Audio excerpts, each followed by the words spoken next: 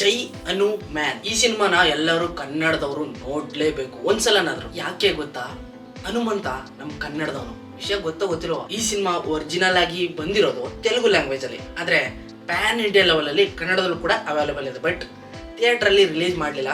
ಹೋಗ್ಲಿ, ಭಾಷೆ ಯಾವ್ದಾದ್ರೇನು ಭಕ್ತಿ ಒಂದ್ ಚೆನ್ನಾಗಿದ್ರೆ ಸಾಕಲ್ವಾ. ಇನ್ನು ಈ ಮೂವಿ ಹಾಲಿವುಡ್ ರೇಂಜ್ ಗೆ ಟಕ್ಕರ್ ಕೊಡೋ ತರ ಇದೆ ಅಂದ್ರೆ ನಂಬ್ತೀರಾ? ಆ ಲೆವೆಲ್ ಅಲ್ಲಿ ಈ ಸಿನಿಮಾನ ಮಾಡಿದ್ದಾರೆ. ಇವತ್ತಿಗೆ ರಿಲೀಸ್ ಆಗಿ 28 ದಿನ ಆಗಿದೆ. ಟೋಟಲ್ ಆಗಿ ಇದು ಕಲೆಕ್ಟ್ ಆಗಿರೋದು 250 ಕೋಟಿ. ಸೊ ಇವತ್ತು ಫುಲ್ ಮೂವಿ ಸ್ಟೋರಿನ ರಿವೀಲ್ ಮಾಡ್ತೀನಿ. ನೀವೇನು ನಮ್ಮ ಚಾನಲ್ಗೆ ಸಬ್ಸ್ಕ್ರೈಬ್ ಮಾಡ್ಕೊಳ್ಳಿಲ್ಲ ಅಂದ್ರೆ ಬೇಗನೆ ಸಬ್ಸ್ಕ್ರೈಬ್ ಮಾಡ್ಕೊಳ್ಳಿ. ಇದೇ ರೀತಿ ಇಂಟ್ರೆಸ್ಟಿಂಗ್ ಆಗಿರೋ ವಿಡಿಯೋಸ್ ನಮ್ಮ ಚಾನಲ್ ಅಲ್ಲಿ ಯಾವಾಗ್ಲೂ ಬರ್ತಾ ಇರುತ್ತೆ. ಶುರು ಮಾಡೋಣ. ಓಕೆ, ಮೊದಲನೇದಾಗೆ ವಿಲ್ಲನ್ ಎಂಟ್ರಿ. ಇವನ್ ಚಿಕ್ಕ ಹುಡುಗ, ಚಿಕ್ಕ ವಯಸ್ಸಿಂದನೂ ತುಂಬಾ ಆಸೆ ಸೂಪರ್ ಹೀರೋ ಆಗ್ಬೇಕು ಅಂತ. ಅದಕ್ಕೋಸ್ಕರ ಅವ್ರ ಅಪ್ಪ ಅಮ್ಮನ್ನೇ ಚಿಕ್ಕ ವಯಸ್ಸಲ್ಲಿ ಕೊಲೆ ಮಾಡ್ಬಿಡ್ತಾನೆ. ಅದಾದ್ಮೇಲೆ ದೊಡ್ಡನಾಗ್ತಾನೆ. ಯಾವ್ದೋ ಒಂದು ಬ್ಯಾಂಕ್ ರಾಬರಿ ಆಗ್ತಾ ಇರ್ತದೆ. ಅಲ್ಲೋಗಿ ಅವ್ರನ್ನ ವಾಡ್ದು ದುಡ್ಡನ್ನ ಸೇವ್ ಮಾಡಿರ್ತಾನೆ. ಇದು ವಿಲ್ಲನ್ ಇಂಟ್ರೊಡಕ್ಷನ್. ಅದಾದ್ಮೇಲೆ ಹನುಮಂತನ ಪವರ್ ಹೆಂಗ್ ಜನರೇಟ್ ಆಗುತ್ತೆ ಅನ್ನೋದನ್ನ ತಿಳ್ಕೊಬಹುದು ನೀವು. ನಿಮಗೆಲ್ಲ ಗೊತ್ತಿರೋಗೆ ಹನುಮಂತ ಚಿಕ್ಕ ವಯಸ್ಸಲ್ಲೇ ಸೂರ್ಯನ ಹೋಗ್ತಾ ಇರ್ತಾನೆ. ತುಂಬಾ ಜನ ತಡೆಯಕ್ ಟ್ರೈ ಮಾಡ್ತಾರೆ, ಆದ್ರೆ ಯಾರ ಕೈಲೂ ಆಗಲ್ಲ. ಕೊನೆಯದಾಗಿ ಇಂದ್ರ ತಡೆದು ಬಿಡ್ತಾನೆ ಅವನ ವಜ್ರಾಯುಧದಿಂದ. ಆ ವಜ್ರಾಯುಧದಿಂದ ಲೈಟ್ ಆಗಿ ಏಟ್ ಹಾಕ್ಬಿಟ್ಟು ಬಾಯಿಂದ ಬ್ಲಡ್ ಬಂದ್ಬಿಡ್ತದೆ. ಒಂದೇ ಒಂದು ಡ್ರಾಪ್ ಕೆಳಗ್ ಬಿದ್ದು, ಕೆಳಗೇನ್ ಬೀಳಲ್ಲ, ಸಮುದ್ರದ ಒಳಗಡೆ ಒಂದು ಕಪ್ಪೆ ಚಿಪ್ಪ ಒಳಗಡೆ ಸೇರ್ಕೊಂಡು ಒಂದ್ ರೀತಿ ಮಣಿ ತರ ಆಗ್ಬಿಟ್ಟಿರುತ್ತೆ, ಕ್ರಿಸ್ಟಲ್ ಟೈಪ್ ಅಲ್ಲಿ. ಇನ್ನು ನೆಕ್ಸ್ಟ್ ನಮ್ ಹೀರೋ ಇಂಟ್ರೊಡಕ್ಷನ್. ತೇಜ ಸಜ್ಜಾ ಅವರು ಈ ಸಿನಿಮಾದಲ್ಲಿ ಹನು ಮ್ಯಾನ್ ಆಗಿ ಕಾಣಿಸ್ಕೊತಾರೆ. ಸಿನಿಮಾ ಸ್ಟಾರ್ಟಿಂಗ್ ಇಂದ ಎಂಡ್ ವರ್ಗೂ ಅವರು ಅರ್ಧ ಹನು ಮ್ಯಾನ್ ಆಗಿರ್ತಾರೆ.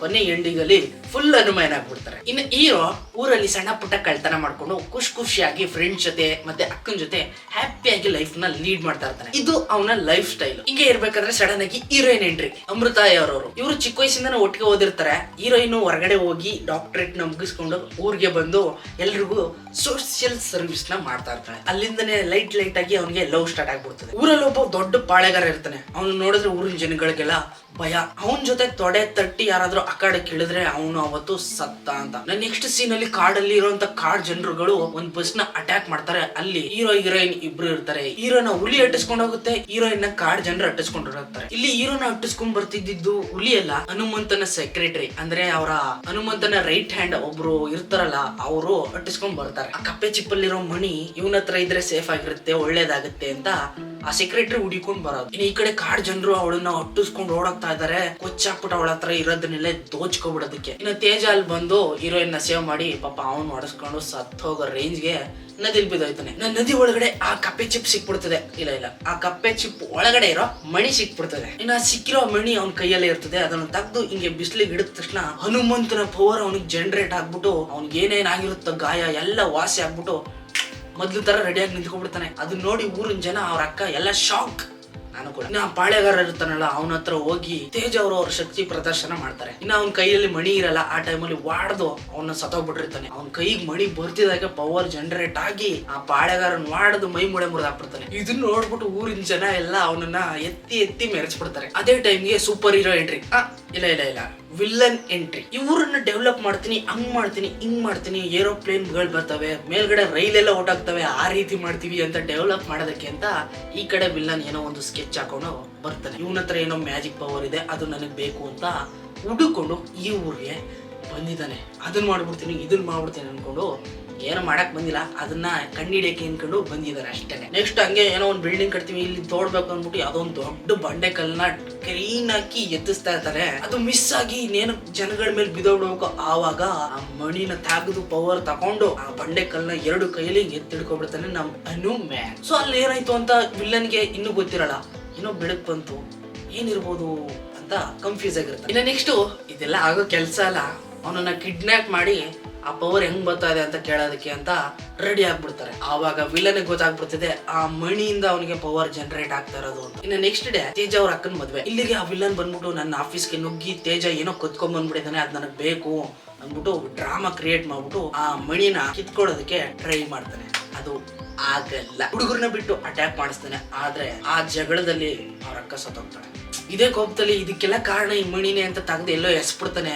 ಅದನ್ನ ಹುಡುಕೋದಕ್ಕೆ ಅಂತ ವಿಲ್ಲನ್ ಸರ್ಚ್ ಮಾಡ್ತಾ ಇರ್ತಾನೆ. ಊರೊಳಗೆಲ್ಲ ಏನೇನೋ ಕೆಮಿಕಲ್ ಎಲ್ಲ ಬಿಟ್ಟು ಊರೊಳಗಿರೋ ಜನಗಳೆಲ್ಲ ಹಂಗೆ ಫ್ರೀಸ್ ಆಗಿ ನಿಂತ್ಕೊಂಡ್ಬಿಟ್ಟಿರ್ತಾರೆ.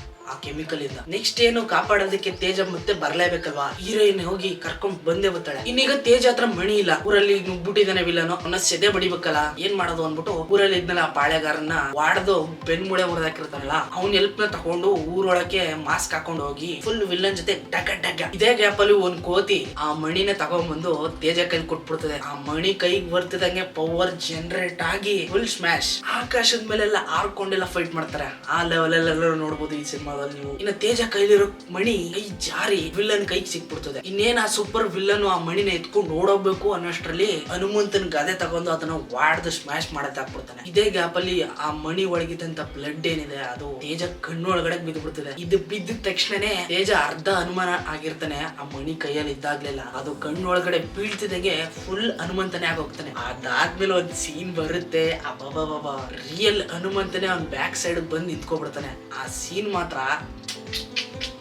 ಎಕ್ಸಲೆಂಟ್. ಅದಾದ್ಮೇಲೆ ಏನೋ ಒಂದು ದೊಡ್ಡ ಪ್ರಾಬ್ಲಮ್ ಕ್ರಿಯೇಟ್ ಆಗ್ಬಿಟ್ಟಿದೆ ಅಂತ ಹೇಳ್ತಾರೆ, ಬಟ್ ಏನು ಅಂತ ಗೊತ್ತಾಗಲ್ಲ. ನನ್ನ ಕೈಲಿ ಅದು ಗೆಸ್ ಮಾಡೋದಕ್ ಆಗ್ತಾ ಇಲ್ಲ. ಸೊ ಅಲ್ಲಿಗೆ ಸಿನಿಮಾ ಎಂಡ್ ಆಗಿರ್ತದೆ. ಅದಾದ್ಮೇಲೆ ಏನಾಗುತ್ತೆ ಅನ್ನೋದನ್ನ ಸೆಕೆಂಡ್ ಚಾಪ್ಟರ್ ಅಲ್ಲಿ ನೋಡ್ಬೇಕು ನಾವು. 2025 ಕಾಯ್ಬೇಕಾಗುತ್ತೆ. ಆಲ್ರೆಡಿ ಶೂಟಿಂಗ್ ಸ್ಟಾರ್ಟ್ ಆಗಿದೆ, ನೋಡೋಣ. ಈ ರೀತಿ ಒಂದ್ ಸಿನಿಮಾನೇ ನಾವು ಕಾಯ್ತಾ ಇದ್ದಿದ್ದು. ಹಾಲಿವುಡ್ಗೆ ಟಕ್ಕರ್ ಕೊಡೋ ರೇಂಜ್ಗೆ ಈ ಸಿನಿಮಾನ ಮಾಡಿದ್ದಾರೆ. ಟೋಟಲ್ ಆಗಿ ಕಲೆಕ್ಟ್ ಆಗಿರೋದು ಎಷ್ಟೇ 250 ಕೋಟಿ, ನೆನಪಿರ್ಲಿ. ಸೊ ನಿಮ್ಗೆ ವಿಡಿಯೋ ಎಷ್ಟಾಗಿದೆ ಅಂತ ಅನ್ಕೊಂಡಿದ್ದೀನಿ. ಇಷ್ಟ ಆಗಿದ್ರೆ ಪ್ಲೀಸ್ ಲೈಕ್ ಮಾಡಿ, ಶೇರ್ ಮಾಡಿ, ಕಮೆಂಟ್ ಮಾಡಿ. ಇದೇ ರೀತಿ ವಿಡಿಯೋಸ್ಗಾಗಿ ನಮ್ಮ ಚಾನಲ್ ನ ಸಬ್ಸ್ಕ್ರೈಬ್ ಮಾಡಿ. ಮುಂದಿನ ವಿಡಿಯೋದಲ್ಲಿ ಸಿಗ್ತೀನಿ. ಅಲ್ಲಿವರೆಗೂ ಕಾಯ್ತಾರೆ. Keep watching. ಬಾಯ್.